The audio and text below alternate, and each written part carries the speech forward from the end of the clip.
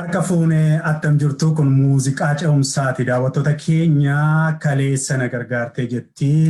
Qaarrittiin kun faaruu Ortodoksii, faaruu afaan Oromoo baay'een jaalladha. Kanaafan itti fayyadamaa deema. Attam jirtu har'a ODM irratti xiqqoo ishee yaada kanaan dura hin baratamiini. Kunoon nama isin miidiyaa irratti yeroo dheeraadhaaf beektanii akka aktivistiitti obbo Masfiin Faayisaa Roobiin toorarraa qaba. Kacarraa ta'ee viidiyoodhaan dhiyaachuu inni illee fedha qaba ture. Rakkoon tekniika tokko tokko waan jiruuf guyyaa biraatti dabarfanne garuu telefoonaan jira. Obbo Masfiin egaa as biyyuma Ameerikaa kana keessa kutaa Mineesotaa keessa jiraata. Nama waa dubbachuudhaaf yookiin namatti falmuudhaaf homaa sodaa hin qabnedha. Kanaafani keessummaa koo godhee fudhadhee ba'ee keessumattuu nama waan itti amane tokkotti ba'ee jajabummaadhaan dubbatuuf kabaja guddaan qabaa. Yeroo dheeraatii fi namni obbo Masfiin jedhamu kun laayivii ba'ee afaan Oromootiinis afaan Amaaraatiinis nama waa ibsaa turedha. Namoota akkasii kana utuu maallaqa namarraa hin barbaadin tola sagalee warra ta'anii fi namoota chaalenji godhan akkasii kanaaf ammas irra deebi'een jedha dhuguma kabajaan isaanii qabaa. Kanaaf maaliif ODM irratti as wal waamnee mataa waliin waqarru jedheetan fide egaa daawwattoota keenya. Egaan ani akka nama waa deeggaru tokkotu hin taane akka miidiyaa ODM'tti tarii gaaffii namootaati ta'aa laata jedhee kan yaadu irratti tokko kaaseetan daqiiqaa muraasaaf mari'anna kan kutaa tokkoffaa har'aa guyyaa biraasitti deddeebi'uun koo hin oolu obbo Masfiinitti. Obbo Masfiin dhugaatti aktiivistii Masfiin tole jettee miidiyaa koo irratti dhiyaachuudhaa fi iddoo jirturraa telefoonarra waan jirtuuf galata guddaan sii qaba. Galatoomii anilkaan miidiyaa keetii siinamanii eersi gadi ba'ee toof saaxilee yoggaa damii shaniif uummata koo baadiyyaa magaalaa keessa naman barsiisaa turedha. Profeesarii fi dooktarii jeneraanni kan agarraa obsee du'u lakkiinarraa baradhaa saba koontuginaa jedhee naman barsiisaa ture. Naman immoo waan ani amani lubbuu kiyyaillee wareegamuudhaaf duuban naman hin garagarree yaadni ati fidde kun immoo yaada Oromoo keessatti dachuu qaba. Rakkoon Oromoo nama isaa harka rukutu malee nama isa mormu waan hin barbaanneef qabsoon Oromoo qancaree aga har'a gahe waan gahee fi ani immoo nama yaada kootiin na mormu na jibbu odoo ta'in na mormu baay'ee Oromoo keessatti akka guddatuun barbaada. Aadaan Oromootis isa jedhee waan amanuufini gaaffii ati naan jennaan abbaa feete biddiitii akka ilma qotee bulaa tokkotti yaadaan qabu isa wajjin wal mormuu nan danda'a jedhee kanan dhufeef kanaaf beekan. Baay'ee ulfaadhu dhugaatti isa qabxii dura dubbatte sanaaf illee dhugaadha. Kabajaa guddaan sii qaba. Namni ani HIV qabaa jedhee uummata barsiisee uummata balaarraa oolchuu naafuuti. Baruma COVID kana iyyuu vaayirasiin qaba jedhee gadi ba'ee ibsatee nama baraaruu yookiin nama barsiisuu kan danda'u dhugaatti nama yaadurraa kan hafe namni hundi akkasiin godhu obbo Masfiin baay'ee galatoomne ulfaadha.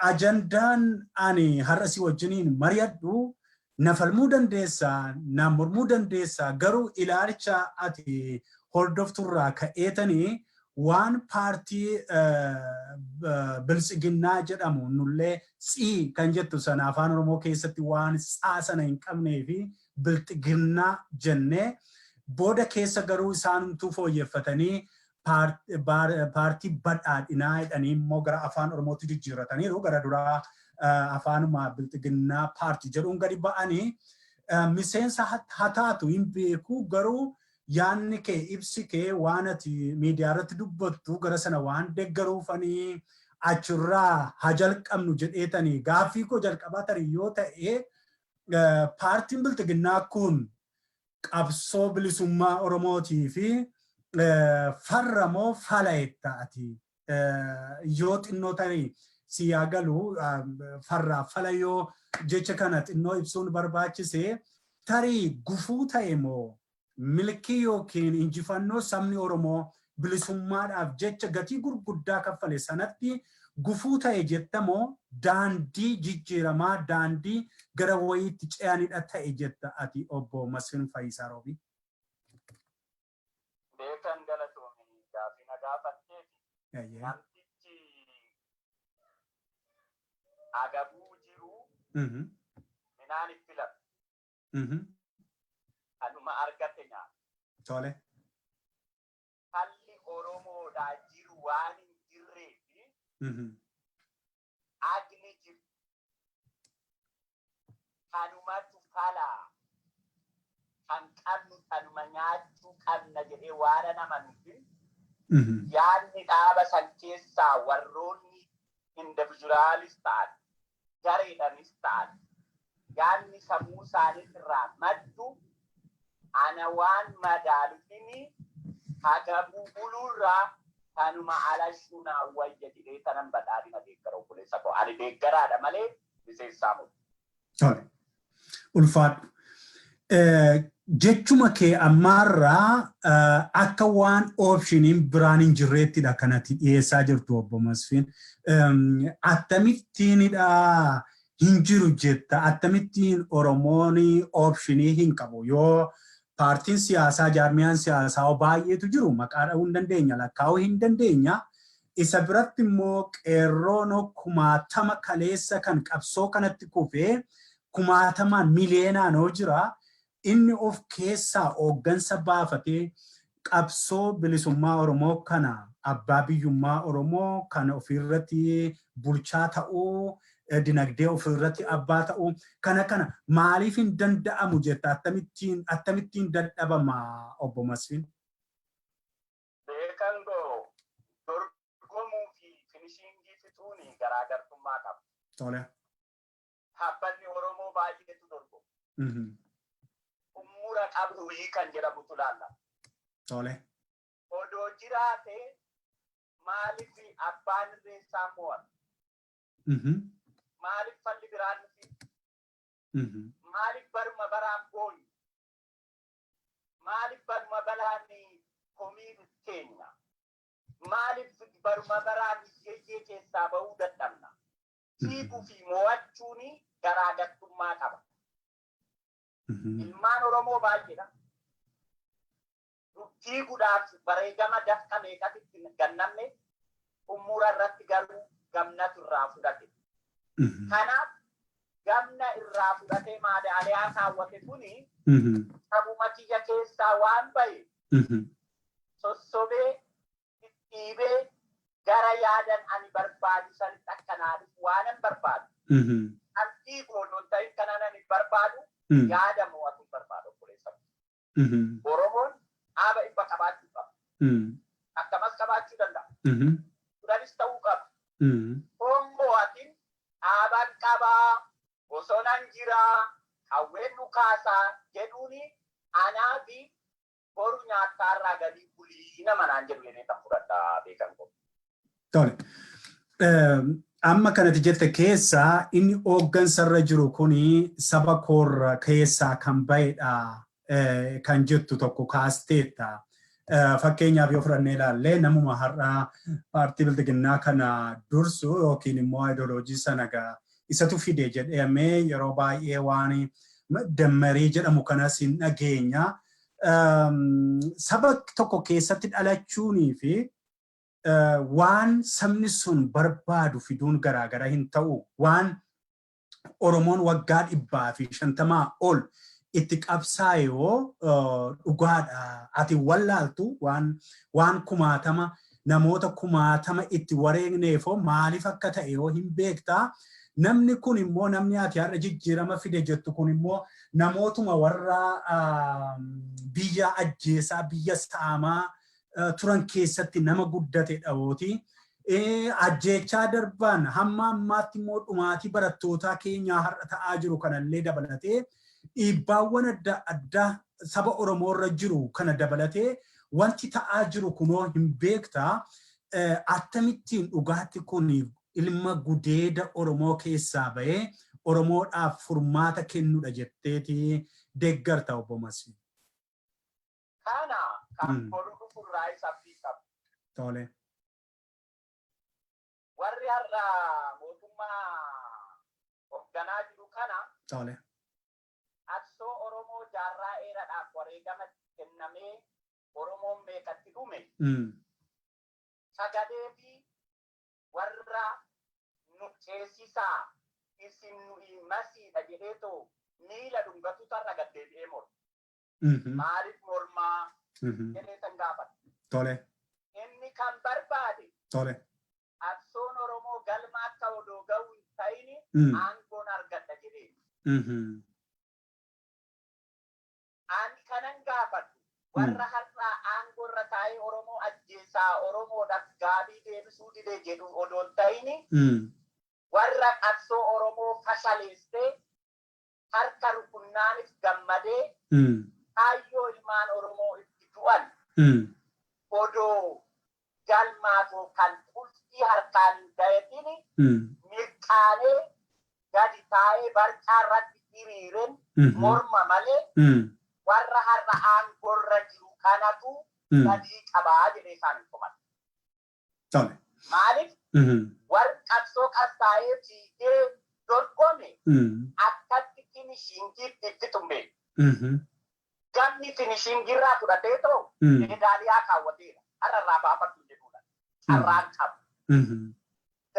Calqaba deemee duubatti kottaan fiigna jechuun hin danda'u. Dafqa fixadheera. Amma kanan qabuu carraan harka koo keessa jiru namtichuma meedaaliyaa maqaa kootiin mormatti godhate sani dhiibee deeggaree gizee dheeraa keessatti jaroonni kun ilaalchi isaanii Oromoodhaa deebisne haa jennu malee akkuma kiyya akkuma kee Oromoof dalagne.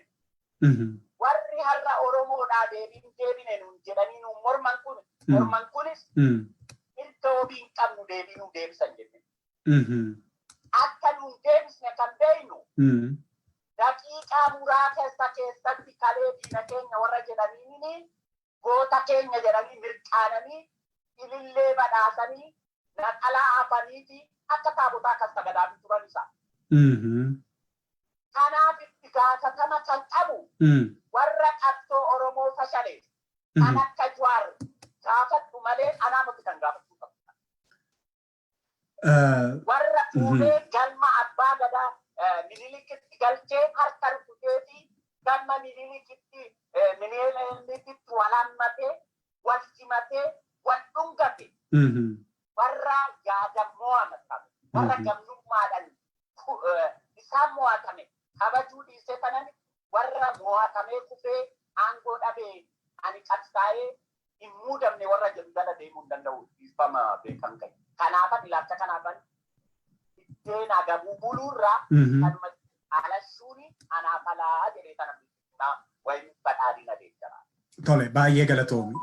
Haa ta'u gaa isaanumti ati deeggartu kun immoo har'a gaaffii Oromoo har'aa kana yoo quba hin qabda ta'ee egaa waggaa 2 guutuuf kunoo koomaandi poostiin kutaalee Oromiyaa adda addaatti labsameera. Yoo quba ni qabda kana gara kibba Oromiyaa fi gara lixa Oromiyaatti namni yeroo hundaa guyyaa hundaa ajjeechaadha du'adha kanatti dhageessu. Erga hooggansi bilxiginnaa jedhamu kun dhufee asidha caalaatti iyyuu Oromoonoo kan dhumaa jiru ooti. Kaleessa immoo Oromoon kan inni daguugameefoo aara galfachuudhaa fi dhuguma amma haatiyyeessaa kaleessa boolla tokko keessatti ilmaan 3 garaa tokko keessaa dhabdee qabsoo kanarratti wareegaa turte. Isaan kun karaa irratti dirree irratti ijoolleen Oromoo rasaasa wayyaaneetiin daguugamaa turan kun ijji hojii isaanii waan isaan barbaadan sun dhuguma ta'eera jettaa deebi'eera jettaa maaliifan kana siin jedhe yeroo ammaa kana saamichi lafaa akka malee jira quba qabda jedhee yaada akka malee saamicha gurguddaatu jira lagaan wal qooduutu jira ati kutaa akkasii dhalattee ati kutaa akkanaatii dhufte jechuutu jira. Namoota godina tokko keessa jiran godina tokko keessa ari'uutu jira ati maqaa adda addaatti kennuudhaan akkuma kaleessa wayyaaneen maqaa baa'oo maqaa maaloo jettee alaabaa maalii kana nama dura qabdee mana hidhaatti guurtu kana har'as immoo paartiin bilxiginnaa kun ati iddoo akkasiitti dhufte yoo ta'e ati shaneedha Gujiirraa dhufte shaneedha, Wallaggaa dhufte shaneedha, Booranaa dhufte shaneedha jechuudhaan hamma namoonni ganda gandatti galanii wal qoodaniitti ga'eera. Kanaaf maal sitti fakkaata waan erga keessumattuu erga wanti kun jijjiirama jedhamee dhufe kana Oromoon dararamaa jira moo caalaatti dura irra dararamaa ture bara wayyaaneen inni tokkoffaan ture irra dararamaa ture Oromoon? Beekantiyyaa. Ani ammas rakkoon kuni rakkoo hoogganotaarraa Itoophiyaa hooggananii jedhee gurguran. Tole. Rakkoo saba Oromooti. Atis jedhii Oromootiin qabsaa warri jedhu odoo aangoo argatee kanuma ta'a Oromoo. Tole.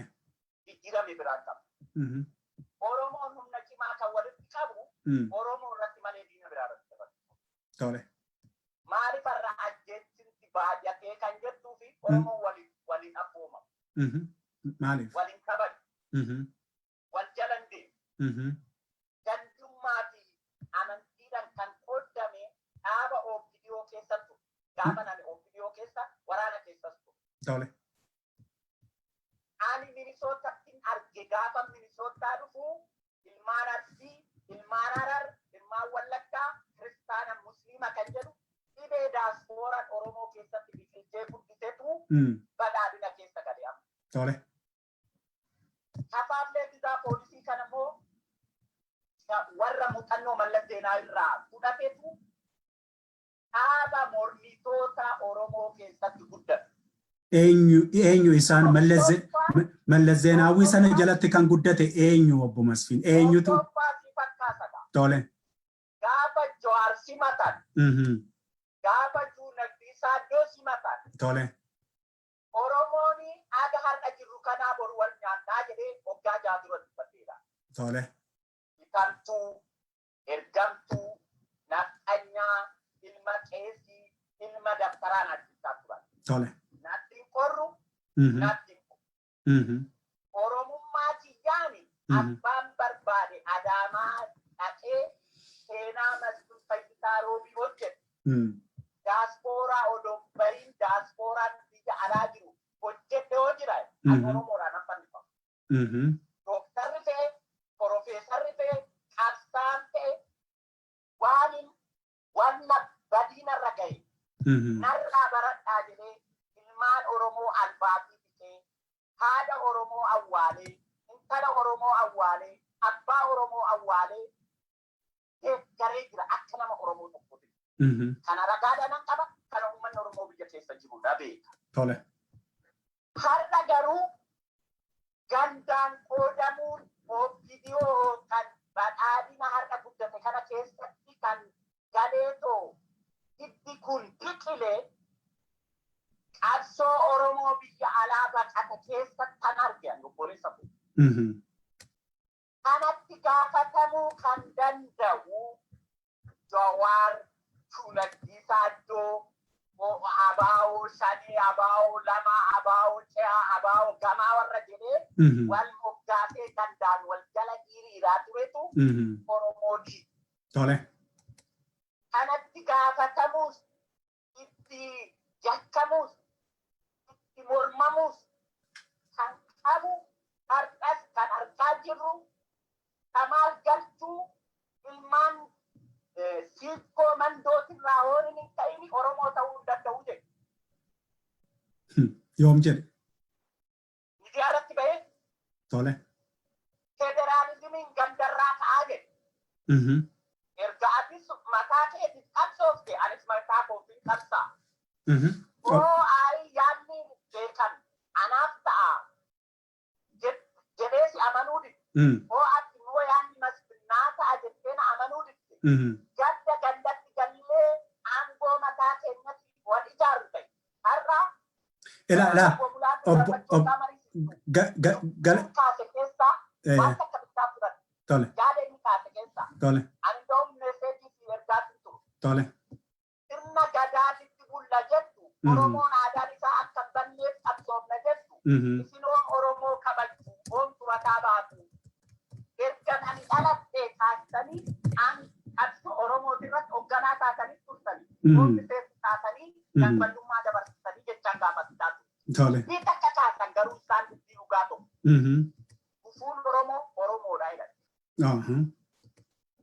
Kana bakka gufuun Oromoo Tigree moti, Amaaraa moti, Nafxanyaa moti, Jaanjaaf, Jeenkii moti, Sayxaana of keessa jiru qulqulleessinee hoo ofitti namanini inni dadhabina nu karra bannee ulaa balchinee galanii nu hatan malee nu walii amannee abanu beekaadha qixara nu qollofi jennee wal amannee karra hootifan akkuma nu seettee nussaa. Waatto. Arras qabeenyi Oromoo kassaamamu Oromoodhaan. Tole. Qabeenya. Tole. Edame. Qabeenya. Tole. Tole. Abbata, Burraayyuu, Tulutta, Laga Xaafoo, mana kantiibaa bulchiisa lafaa irratti hiriiranii lafa gaafachuuchi oolu. Tole.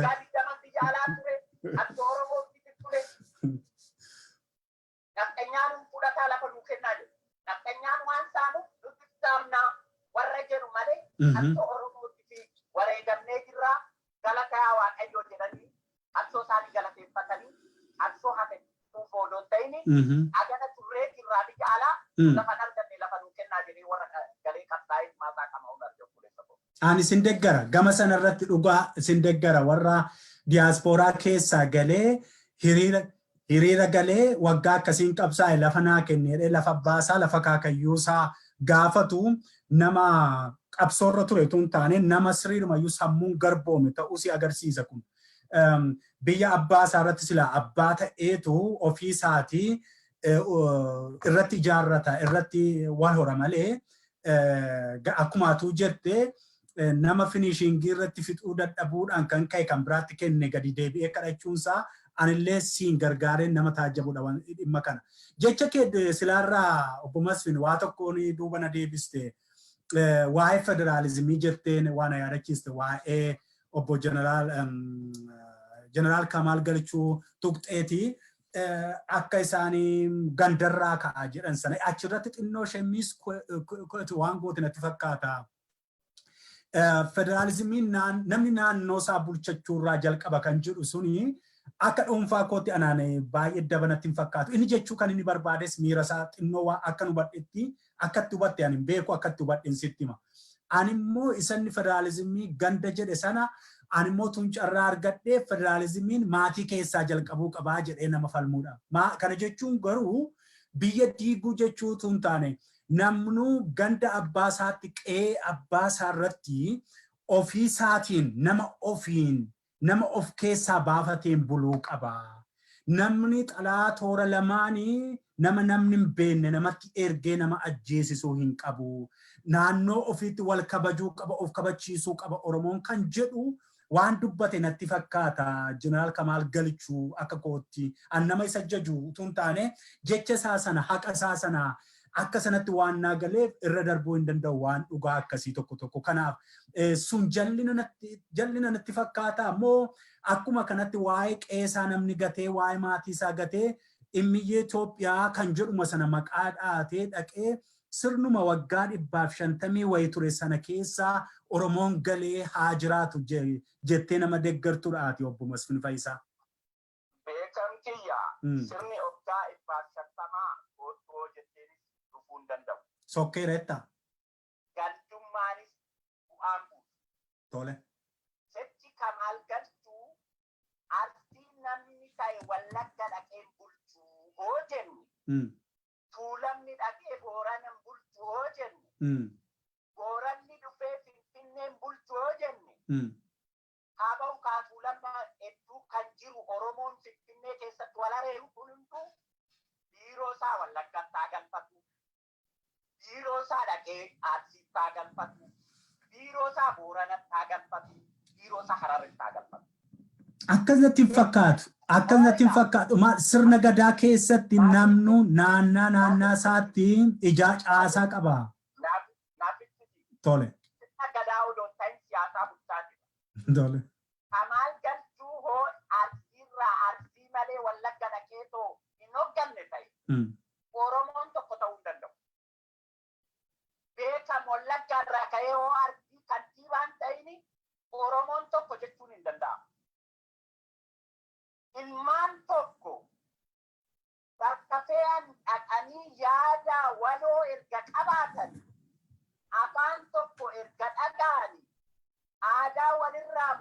Kanaafii Oromoo tokkummaa godhuutu irratti hojjetamuu qaba malee siyaasaa mataa keenyatti aangoo mataa keenyatti ganda ijaarrachuuf jecha federaalizimii garaa dogoggoraatti hiikuun namarraan eeggamu.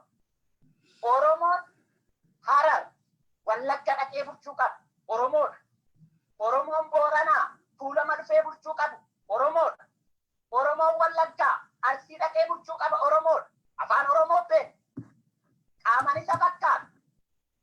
Ilmaan tokko ilmi abbaa kiyyaa bakka abbaan ergatu hunda dhaqee too foon tajaajilin lakkii gandatti dhalatte malee ganda keetirraa irratti ijaarramtee namni sin beekne Oromoo keessatti Wallagga dhaqee bulchine jechuun Oromoo ammas gaddaan diiganii balleessuudhaaf warraa aangoo fi ofittummaatti sirna federaalizimii gara dogoggoraatti hiikanii Oromoo burjaajessuudhaaf warra deemanitu yaada kana barsiisa. Obbo Masfin, tole. Mee tole. Yaada waloo warri qaban. Yaada heechuma lafaatiin walitti dhufan. Qabeenya fi aadaa fi seenaa waldaan keessan akka istiraakcharaatitti ergamuuf ergatamaadhaaf akka ta'uuf federaalizimiin mirkanaa'e malee ilmaan abbaa tokko gandaan addaan fuutee Wallaggi Arsii akka bulchine Arsiin Shawaa akka bulchine hoo kan jennu ta'e baay'een isaanii Arsiirraa dhufanii Tuulama irratti mana ijaarratan. Wallaggaa dhufanii Tuulama irratti mana ijaarratan. Ergas mana isaanii diiggatanii ganda isaaniitti garee isaanii haa ijaarratanii yaada akkasiitiin qaba. Ela. Yaada kee sirriitiin sii kabajaa yaada kee uummatatu dhaggeeffataa jira waan ta'eef anillee mormii sanaa hin qabu. Garuu akka nama dhuunfaatti yaadicha siin kabaja. Haa ta'u malee yaadicha irratti aniifate akka adda addaatti hubanne obbo Masfiin tokko ani yaadaan dhimma federaalizimii irratti amanu tun ta'an nama paartii Jeneraal Kamaal Galchuu deeggaroo yookiin miseensa illee ta'e miti. Haa ta'u malee gaafa inni sana dubbate ani dhaggeeffadheera ilaaleera koonteekstii inni keessatti sana dubbate dhaggeeffadheera. Akkas jechuun biyya Arsii jedhu tokko ijaarra jechuu sanatti hin fakkaatu.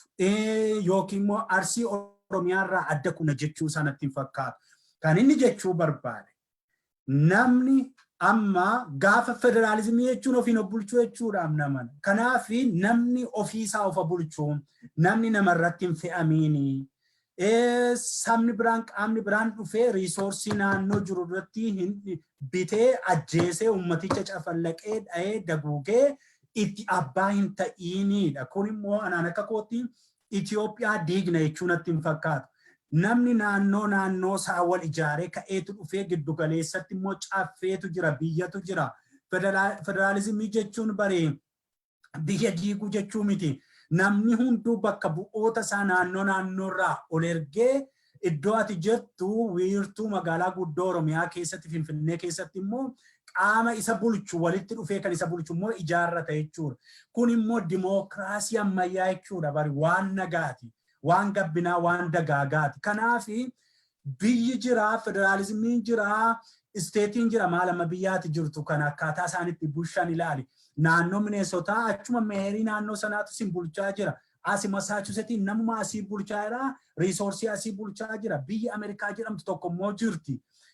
Akkanatti fakkaatutti jeneraalli kun kan inni jedhee biyya kudhela yeroo tokko waan paartii tokko yookiin jaarmiyaa tokko balaaleffannuu fi faallaa sanaa taanee fi akkas jedhe biyya diigaa jira nama kutaa jira biyya akka amma wayyaaneen bara dheeraadhaa fi OLF kan jedhamu kun ABO kan jedhamu kuni Oromiyaa sinitti kutee gataa kanarraa kan hafe hin diigamtu jedhanii akkaataa akkasiin lallabsiisaa ture. Waan baay'een oduu akkasiinatti hin fakkaatu. Utuu ta'e miidiyaadhaan walitti fidanii akka koo bakka kee kanaa warri haayirirra jiranii waan kana falmaniitu qulqulleessanii anaan akka kootti natti tola. Garuu sana natti hin fakkaatu. Meegaa gara xumuraattan deema amma yeroo biraati viidiyoodha. Tole ibsi. Kamaal Galchuu yaadni ati hubattee fi yaadni odeessin itti miidiyaa hordofaa jirtaami. Ijoolleen Arsii Kamal deeggartee Wallagga Bahaa arrabsi. Ijoolleen Jimmaa garee ishii jala gartee Jimma taatee Arsii hoggaa arrabsi. Ilaalchi kun aggonoota Oromootirraa gaafa ka'e ibsaan fi hiikkoon isaa gandummaa ijaa. Bu'aan inni kaase federaalizimii akkamitti ibseera. Federalizimii Oromoo bakka tokkotti ijaare gaafii Oromoo waloodhaan deebisu moo hundi keenya iyyuu waan barbaannu gandaan qabsoofne erga mirkanoofne booddee federalizimii Finfinnee irratti ijaarannaa jetta jedhu. Namoota dogongora. Oromoon hunduuyyuu kan Baalee jiru Arsiidhaaf kan Arsii jiru Wallaggaaf kan Wallagga jiru Tuulamaaf walii yaadee wal jalatti ijaaramu anoonan barbaadu. Wallagga irra ga'ee Baalee dhaqee Kamaal Galchuu wajjin ijaaramuun achitti filatamuun mirga qabaa qaba. Oromoo wal ganta'e. Shawaa irraa ka'ee Wallagga dhaqee Wallaggatti dorgomee filatamuun narraa eegama. Oromoo wal ganta'e. Ai Wallaggatti ati dhalanne ati ilma naannoo kanaati moti Oromoo bulchuun dandeessu yoo kan jennu ta'e Oromoo bittinneessuudha malee ijaaruu moti. Hiikni inni ittiin kaasee yaadni inni ittiin calaqqisiisee yaada Oromoo ijaaruu odoo ta'ini yaada Oromoo gandatti galchee walitti dhukaasuudha san immoo paablik miidiyaa irratti argaa irraa siin jechuu kooti. Tole gara gaaffii xumuraatti utuu hin dhufiin fuuldura egaan daawwattoota keenyaa akkuma walii wajjiniin haasaa jirru obbo Masfin aktivist Masfin Faayisaa Roobii wajjiniin aktivist Masfin Faayisaa Roobii yeroo baay'ee laayivii kana namoota waggoota dheeraadhaaf biyya alaa kana keessatti waan itti amane irratti cichee nama dubbii dubbatudha. Kanaafan as ODM irratti fidee challenge isa gochaa jira. Kunoo isaa wajjin telefoonarra jirra. Miidiyaa ODM dha. Mee muuziqaa ce'umsaa xinnoo tokko kana booddee gaaffii tokko yoo baay'ate immoo lama sana hin cufnaa. Mee muuziqaa ce'umsaa kana naa dhaggeeffadhaa daawwattoota tokko.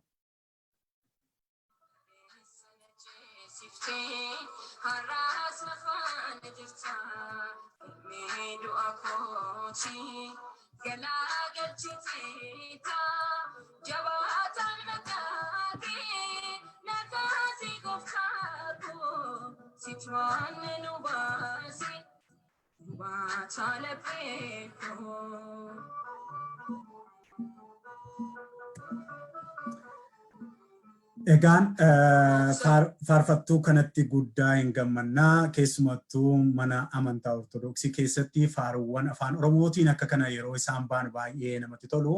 Afaan keenya jajjabeessaa qabsoon keenya tokko afaan waan ta'eef manneen amantaa garagaraa keessa kan jirtan mana amantii Islaamaa keessas warra Pirootestaantii keessas warra Ortodoksii keessas faaruuwwan akkasii yeroo argattanii miidiyaa kootiif ittiin gargaaramaa liinkii isaanaa ergaa ulfaadha fayyaa ta'a. Egaan gara dhumaattiin fidaa jira yaada walii wajjiniin falmaa jirru kana ani dhugaatti akka paartii tokko yookiin maalii ta'ee miti akka nama miidiyaatti dhiyeessaa gara fuulduraatti namoonni Faayisaa obbo Masfin Faayisaan challenge godhatanii wal beellameetan walitti isin fidee asirratti yaadaan akkasiin wal falaxanii wal sirreessitanii uummata keessanitti himtanii abdiin qabaa gama badhaadhinaa qofa nutuu hin taane immoo jaarmiyaan kamuu warri adda bilisummaa Oromoo deeggartan warri paartii kaafaa deeggartan paabaa warri deeggartan akkuma kana badhaadhina warri deeggartan ammaaf jarri kun yoo dhuftan isaa oliyyuu wanta kan biraayyuu kan deeggartan yoo jiraattanii miidiyaan koo isiniifidha. Sababiinsaa hunda keessaniif banaadha. Sirratti funnee yaada baay'ee nama 4-5 taanee falmuu dandeenya. Bar tokko immoo saatalaayitiidhaan guutummaa biyyaa keessatti yaada keenya bilisa taanee akka miidiyaa biyya alaa kanatti yaadni hundumtu iddootti kabaja qabu. Yaadni hundumtu yaadni abbaan barbaade yaada isaa fidee achi keessaa qaroomina baafna. Kanaaf nama yaada nuun faallaa ta'e tokko balaaleffannee maqaa balleessuun ati gosa akkasiiti, ati dabtaraa akkasiiti, ati sanyiin kee abashaadha. Maaloo waan namni ta'in namaa kennuurraa yaada isaa dura dhufanii dhaabatanii wal falmanii evidensiidhaan ragaadhaan waliin dhiyaachuun baay'ee gaariidha. Kun ODM'dha obbo Masfin Fayyisaa ammallee gara xumuraatti fideera. Waa'ee waan arrabaa tokko jette waan balaaleffadhu tokko sila kaastee turte. Namoonni gandaan iddoo akkasiiti biyya akkasiiti jedhanii ni kaan Arsii, ni kaan Shawaa, ni kaan Wallagga maaloo jedhamee walirratti duulaa jettee isammoo Jeneraal Kamaal Galchuutiin wal qabsiisuu yaaltee kana goote. Ani garuu poointii tokkoon si gaafadha asirratti. Namoota sooshaal miidiyaa irratti namoota ijaaranii walitti naqsiisan keessaa adda durummaa irratti kan waamamu paartii ati amma deeggaraa jirtu kanadha. Kun immoo kan inni jedhamaa jiru Finfinneetti namootumti achi keessa turan neetwoorkii sana keessa turanii yeroo darbe miidiyaa kanarratti dhiyaataniiru. Ijaarsatu jira feesbuukii dhumaaf maallaqi isaanii kennamee waayifaayin daataan tola isaanii kennamee taa'anii dhuma namoota kana gandaan lagaan maaliin maqaa gegeddaratanii maqaa kana ilaalta yoo ta'e maqaa Oromiyaa bilisummaa maali waan akkasii jedhu maqaa sirriitiin hin dhufanii kakoof akka kee kana maqaa akkaawunti sirriin qabanii akkasiin warra dhufan kana mootummaa amma biyya bulchu kanatu qopheessaa jira. Isatu leenjisee gad dhiisee warri jedhan jiru. Kana akkamiin ilaaltaati? Beekan guyyaa kunis amala bilchiginnaa yookaan amala OPDO ta'ini shaakala Jawaar Mohaammed shaakalchiise. Ijoolleen har'a galanii bilchiginnaa jalatti nama arrabsanii gandaan nama diigani. Deeggaraa Jawaar, deeggaraa Abaa'oo, deeggaraa Kamaal Galchuu warra turan har'a dhaabni immoo lafaan warra isaan bitate. Garoonni kun kaayyoo Oromummaan qaban. Abbaan maallaqa qabaatu, abbaan aangoo qabaatu, abbaan gizee argate warra isaan bitu. Oromoo gandaan ijaaree arrabaan nama Oromoo tokko Jawaar mormu akka sareetti dubbisiisaa kan ture. Shaakala kana kan barsiise OPDO. Abaa'oo fi shaakaltoota dabballee Jawaaritu har'a Jawaaritti duudha. Warri angaasaa baatti jettu warri ijoolleen har'a galanii biyya keessa wacan argee jira gaafa biyyas gal. Baay'ee danda'a jala akka saree diigaa turan argeen ture. Jarri kun kaleessa mootummaa arrabsaa turan. Jawaarii fi goota keenyaa isaa allaa jedhanii afamanii akka fooxaa jalatti miila dhiqaa warra turan. Jaroota kana kan guddise Jawaar. Sareen ati amalatti guddiste deebistee hojii cinaante hin muffatin yaa beekamu. Kaleessa ofii keetii nama ciniini jettee akkasitti barsiistee gaafa ati saree san namaa kennite sareen sun baqattee ganda ormaatti hoogalte akkuma ati shaakalchiste satti deebitee ciniini. Kanaaf rakkoon kun dhaaba bilchiginnaa keessaa kan madde odoo ta'in amala OPDOtis odoo ta'in anamma gaaf tokko arrabaan nama arrabsee deemu. Yaada kootan mormatu. Waanan barbaade ati nafxanyaa naan jedhu, Minilik naan jedhu, Gobana Daacee naan jedhu, natti hin qoru, natti hin dhoobu. Oromummaa koo akkanitti boonu Oromoon na beeka biyya keessatti. Eenyuyyuu namaan kennu. Garuu ani yaadan namaan morma malee arrabaan Oromoo mo'achisa jedheetoo namni aballi naa kafalee jiru. Odoon ganzabaan sammuu namaatiin bitamu, naman ganzabaan bitamu ta'e jireenya gaarii gaafa Jawaar garaabaa kama'u ani UN makiinaa qamaan ture Adaamaa keessatti innee galata HIV geessiti. Silaa isuman kunuunfadhee sammuu koo gurguradhee nyaadhee buluu odoon barbaade wayyaan maafis sagalee too maatii kiyya gateen baqadhu silaa hidhame. Warra kalee uummata ofii gurgurachuu bareedu ijoollee miidiyaa irratti shaakalsiisee nama yaada isaa mormi. Jawaar nama yaada isaa mormu miidiyaa irratti geessee beekaa OMN irratti mee namni tokko asarraa waan ta'e jedhi akka yaada keessin deeggarre beeku. Akkatti mormu beeku. Wal morminaa. Private. Odoon sodaatiin maa mucaa kana dhiyeessita mucaan kun Oromoo moti hoosiin jedhanillee komentii argeera. Oromummaan mana nama tokkooti namni namaa hiramu. Kanaaf mee OMN gaaf tokko nama yaada isaatti mormu namni yaada Jawaar mormu abdii fi beekisee lama intarviina godheeti yaada Jawaar waan hin deeggarreef akka hin dabarsine dhoowwe abdii fi beekisee duune dhiyeessi gaafata. Warroota akkanaatitu bilchiginnaa keessatti galee amala OPDO duraan hin qabne itti dabarse malee bilchiginnaan ittiin gaafatamu amala kanaa. Amala kana ABO bira ture, amalli kun Jawaar bira ture, amala kana mormitoota Oromoo diaspooraa keessatti argaa ture malee ani OPDO keessa miseessatti ture, waraanan ture, gisee baay'ee isaa wajjin hojjechaan ture, gandaan nama ijaaranii nama arrabsiisuun amala sana hin qabu. Har'a garuu jijjiirama kanaanii warra biyya alaa ta'anii nama arrabsaa shaakala fudhatanitu har'a galee lafa fudhatee bilchiginnaatti ittane deebi'ee warra isaan guddisan arrabsiisan qabeeyaa beekan ko. Kana bilchiginnaatti maxxansiin badii keenyaa jedhiitii ofirraa dhiqatu. Tole galatoome. Egaan yaada xiqqeeste kana akkuma jirutti sii kabaja. Keessumattuu haqa tokko kan itti keessaa fudhattu ala kana keessatti yeroo waan tokko qeeqamu namoonni haala isaanii irratti namatti ijaaraman yoo laalte ijaarsa ala kana ture nan beeka garuu ani kan dhiyeenya kanaa kan hoteelatti waamanii ijoollee kana walitti waamanii egaa ijoollee sanas jetteetta ijoolleen warra kaleessa asitti kana gochaa turantu hiriiree lafa fudhachuudhaanidha ijaaramee hojjetaa jira kan biraa miti jetteetta sanas akkuma jirutti sii fudharraan kan hafe meegaaffii dhumaanii si'a ta'uu laata sababiin isaa dheeressaa jiru waan ta'eef qophii keenya kana irra deddeebitee waan maqaa ABO jedhu kaasteetta warra ABO fi warra kanaa jettee. Tarii obbo aktiivist Masfin Fayyisaa Roobii ABO kana akkamitti hubatte laata? Gaafan siin jedhu ABO'n kun ABO hololaa, ABO sooshaal miidiyaa sitti fakkaataa geggeessitoota, qabsaa'ota, hayyoota, gootota sammuu gurguddaa qaban bara dargii bara Haile Sillaaseetii kaasee hamma guyyaa har'aa kanaatti kan wareegsisaa jiru. Maqaa jaarmiyaa maqaa dhaaba ABO jedhamu kana jalatti Oromoonis immoo jaarmiyaan gudeeda koo keessaa bahee afaan koo dubbatu maqaa koo dubbatu anaan bakka bu'uu fi kaayyoo koo baatee deemu ABO'dha jedhee amana.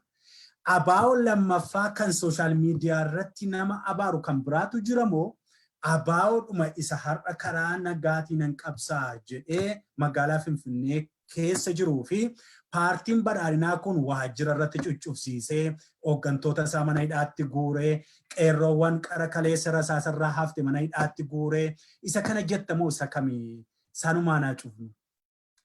Obboleessa kooyi ABO'n kuni baandiraa ABO kan jedhamu kan Leencoo Lataa faan Daawit Ibsaa faan Galaasaa Dibboo faan Diimaa Nagahoo faan karan daa'ima taane qabsootiin calqaban isaan bilchiginnaa ta'anii. Warra isaan guddisanitu baabura citte keessatti hafee baandiraa kana addaan kukkutatee kan jennee akka qeequyyuu kuni shaggaadha jennee akka filanneeyyuu maraata fi nagaa addaan baafachuu dandeenya obboleessa. Hunduu alaabaa ABO qabata. Maraatanis alaabaa ABO qabata. Fayyaanis ABO qabata.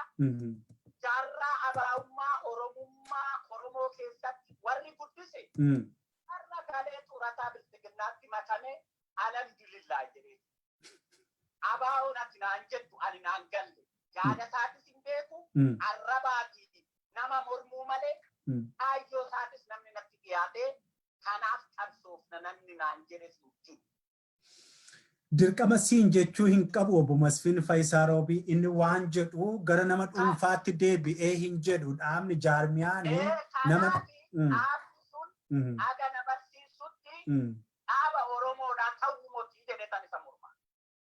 Tole mormuun kee waan tokko mirga keeti waan ta'eef namni si jalaa fudhachuu hin danda'u mirga ati akka dhala namaatti waa mormuuf waa deeggaruuf qabdu namni si jalaa fudhachuu hin danda'u garuu dhugaa tokkotu lafarra jiraa fi Abaa waan jedhamu kana uummanni miiliyoonni hedduu amma dubbatteetta warri kaan xoorataa ba'anii xoorataa isaanii paartii bilxiginnaa harkaa fudhataa jiru hiriira galanii jette. Isaan abaa'oo natti hin fakkaatan jaarmiyaa qabu turanii jaarmiyaa isaanii sana dhaqanii dhaaba bilxiginnaa dhaaba keessan kanaaf kennaniitu hooggantoota isaanii akkuma ammaa yeroo darbe miidiyaa irratti dubbataa jiran akka qoy nan fixa obboleen Cobaatii faa warroota akkasii kana dabarsanii warra kennan isaan immoo as ba'anii warra namni tokko iyyuu du'aa hin jiru intarneetiin badaa hin jiru warra jedhanii miidiyaa irratti nutti himaa turan warra akkasii sana kennanii taa'aniiru. Abaa'oo inni kaayyoo ganamaa qabate immoo qabsoodhaa fi eeyyama fudhatee karaa nagaatiin dorgommii itti aanutti dhiyaachuudhaaf jira. Haa ta'u malee hooggantoota isaa paartiin keessan kun mana hidhaatti guuraa jira. Kanaaf isa kana akkamittiin adda baasuu dadhabde obbo Masfiin? Odoo ABO'nis daa'imsaa xaqlaa ministeerii ta'e Oromoo hidhuun nama isa muru. Bosonattuu ajjeesaa ture yaadannoo mormaa jira nama isaan mormes kashalaphee Oromoo Minilik ilmaan nafxanyaa jechaa jiru odoo humna hin qabaatinu. Abbaan seensiin jedhe duratti sii kaasee bara. Gaafa hoogganaa mootummaa ta'e humna qabate nama isa morme hidhuun isaan oolu. Kuni Afrikaadha. Kun Itoophiyaa. Ilaalchi siyaasaa akka uummataatitti waan guddatini abaluu har'a waan qabsaa'uuf malaakadha boruu aangorra hoo ta'itaanu. Kanaaf garaagartummaan nama mormuu fi nama hoogganummaarra jirtu wal caala malee ilaalchi abbaan aangoo qabate Oromoo lakkii odoon tuqin, odoon hidhin, odoon ajjeesin mirga sabaaf sallummaa diimokiraasii barbaadamu san mirkaneessee Oromoo bulchuuf deema hoo jettee natti himte. Ani abduu akkasii qabu. Hin ta'us Afrikaa keessatti. Wal ajjeesuma. Kun siyaasaa bitteenis itti gala obboleessa. Ittiin jiraachuuf itti gala. Gaafa kantiibaa magaalaa tokkoo ta'e ummata Oromootiif rakkoo akkamitti hiikaa odoon ta'in kammuusaa isaa keessatti kan dhufu lafa mana irratti ijaarradhu kallattii gaarii ishii barbaadaa fidaa jedhee maandasii ajaju. Kuni warri kalee qabsaan gaafa aangoon itti kennamte Leencoo Baatii faarraa arguu dandeessa. Baay'ee danda'aa faarraa arguu dandeessa. Warra kalee Oromoof qabsoofne jedhan gaafa wabbarri isaanii taate yaada kaleetti qabsaan san dogoggora jedhanii mormu. Daa'imni isaatu sodaarra xaqlaa ministeera akka Abiyyi kana ta'e Abiyyi caalaa Oromoo fixa jedhee kana nama. Maaliif? Maaliif jechuun gaarii. Garaagartummaa Oromummaan ala jirtu odoo aangoodhaan argitini miseensi isaa gaafa isa mormitee barbaadetti. Miseensota warri ati amma balaaleffattu kuni miseensota saanatti hin fakkaatan. Miseensonni jaarmiyaa kabaja naamusa qabu. Kana beekamu akka dhaabatitti nama mormin akka miidiyaa ta'e malee nama daa'imsaa mormi nama ABO mormi anumaatu nan arganne malee sijjees nan jiru miti yaadan miidiyaa irratti ba'eetoo akka Oromoo tokkootitti gongoras ta'e sirriis ta'e wanna natti dhaga'ame mirga dimokiraasii paablik miidiyaa teekinooloojiin naa kenne natti dhaga'amu waan anaa ta'u ilmatti haadha gadiraa hooti arganne si qallaa kannaan jedhu miseensa ABO'ti warra jedhanii miti. Tole gaa isaaniin gaa amma ragaan amma gaafa ministeera ta'anii kumaatama qabu obboleessa koo. Daadammaan mormiteedhani. Kanaaf Oromoon dura kalee wanni irratti walii galuu qabnu rakkina Oromoo keessa jiru. Akka sammuutitti yookaan wangeela bannee nama nu barsiisee sammuu keessaa ilaalcha akkanaatiif hoo Waaqayyo nu hin ergini nu iddiina gufuu Oromoon qabnu Oromoo nyaattaas ga'e. Tole. Ulfaat baay'ee fayyaa ta'e. Dhumarratti maal siin jettuun barbaada. Tole. Amalli yaada koo namni dhufee nama mormuu danda'u. Abdiidhaan namni koo nammoo haasa'u. Taajjabni uummanni nu haa dhaggeeffatu. Hunduu nama isa faarsu malee nama isa mormuu. Dhaabnis dhaga'uun barbaadu. Hoogganoonnis dhaga'uun barbaadan. Miidiyaanis dhaga'uun barbaadan. Nama harka isaanii rukutu bichaadha kan isaan agartaa isaanii irratti dhiyeessuu barbaadan. Walga'iis kan yaaman nama ati gooftaa keenya ati hayyuu keenya ishaa allaa jiree nama harka isaa rukutu malee kalee na sobde har'a maaliif kana na sobde jedhee nama masqalanyaa xiyyaa keessa gaafatu dhiyeessuun barbaadan kuni sirraa'uu qaba Oromoon oomishuu barbaade beekamu. Baay'ee gaarii itti walii gala yaadicha irratti. Egaan daawwattoota keenyaa hamma ammaatti aktiivist Masfin Fayyisaa Roobii wajjiniinanii yaada xiqqoo falmisiisaa fakkaatu kanan dhiyeessee egaan akkuma innuu jedhee dhumarratti dhaammate kana yaada faallaa kooti namni jedhu tokko as bahee uummatatti yaada isaa gabaatti yoo dhiyeeffate baay'ee barbaachisaadha. Hin yaadattu yoo taatanii miidiyaawwan keenya miidiyaan qabnu biyya alaa kana ture keessattis ta'ee miidiyaan lamaan tokko turte OMN jedhama ture. OMNs yoo ta'e ajandaadhuma nama daayirekteerra sanaa malee faallaa nama ta'e akkuma inni amma jedhe interviyuu godhanii ka'anii dabarsuu diidan jedhee wannoon akkasii mudataa tureera. Darbee immoo keessaa cicciruun kun yaada namaa ukkaamsuun kun tureera. Mee akkasa goonu yaada barbaannetti waa amannu waan barbaade haa ta'u yaada keenya kasgabaatti finne akka miidiyaa biyya alaa kanaatti. Yoo fudhatanii ilaaltanii yaada barbaadan ifatti mari'atu uummanni immoo murtii mataa isaa danda'e abbaa barbaade faana hiriiraa kun mirga uumaanis namaa kennedha. Mirga hireeti kun.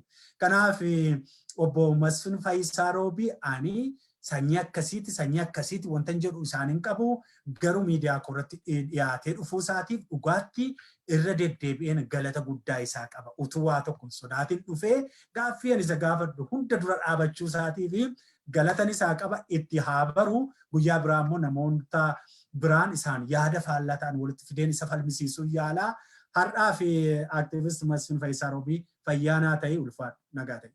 Beekin gulummaa galatoomii kun baratamuu qaba yaadna namni qabu arrabaanii kan mo'achuu dandeessu maqaa irraa haquudhanii moti ati Oromoo moti jechuudhanii moti yaadan falmitee bilchaattee uummanni taajjabee akka nasi deeggaru godhuudha malee nama arrabsuun Oromoodhaaf bu'aan qabu kana keessas Oromoo hundi bahuu qaba sirraas muuxannoo fudhachuu qaban jedheetiin amanaa galatu.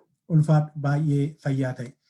Egaan daawwattoota keenyaa akkuma amma itti jirru kana gara fuulduraatti yaadota barbaachisaa ta'anii waluma falmisiisuu yaalla hin sodaatinaa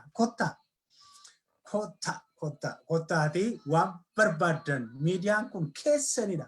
Gara fuulduraatti yoo humna godhannee namni nu gargaare immoo baay'ee professional goone baay'ee namoota ciccimoo walitti finnee wal falmisiifnee uummata keenya isa biyya keessaa yaada gar tokkotti luucaa sana bare sana haala haaraatiin barsiifnee wal qeeqnee wal falaxnee waan ta'u uummataaf waan ta'u uummanni ofiisaati qabu bahee filatu gochuudhaaf tumsi isin anaaf gootan akka dhuunfaatti ODM Tube kan jettu sana dhaqaatii subscribe godha. Dhaqaatii subscribe godha sun qofti nagaa ammaaf tumsi keessan tumsi isin naa gootanii gara fuulduraatti wantoota waa waliin hojjenna jennu immoo ijoolleen mul'ata akka koo qabdan yoo jiraattan namoonni miidiyaa irratti bareechinee hojjennee sagalee uummata keenyaa baay'ee ammayyeessinee falmisiifna warri jettan immoo na dubbisaa walii wajjin cooperate taanee hojjennaa fayyaataa har'aaf kun nagaa natti fakkaata kutaa itti aanutti har'a yoon dadhabee borga namatti waa'ee aadaa keenya sirna gadaa keenya keessatti deebinee sochiiwwan gara Finfinnee kanatti yaaliiwwan ta'aa jirtu tokko yaalii ajaa'ibsiisaa yaalii istiraakcharii gama foollee abbaa duulaa ijaarsa jiru hamma Oromiyaatti ijaarsa miliyoona 6 geesse tokko miseensa miliyoona 6 qabdu tokko kan namni amma ammaatti miidiyaatti hin baasne tokkoni fudhadhee gadi ba'a. ishee keessatti wantoota tokko tokko wal barsiisaa baana. Inni gama jirtus ufaayirtii wantoota tokko tokko miidiyaadhaan ifa gochuu ittuma yaada. COVID-19 kun yeroo gaarii nuu laattee isiniif illee yeroo gaarii laattee kanaaf wal barsiifnaa wal bashannansiifnaa yeroo tokko tokkos qeeqa dhuunfaa monoloogii waan ta'e waan ofii kootii naareet godhu akkuma torban kana isin agarsiisaa turettis nan dhufaa utuu ani jiruu hin mudhukooftanii mana keessan keessa jirtan keessanii fayyaa ta'a ulfaadhaa nagaa ta'a walitti deebina jira.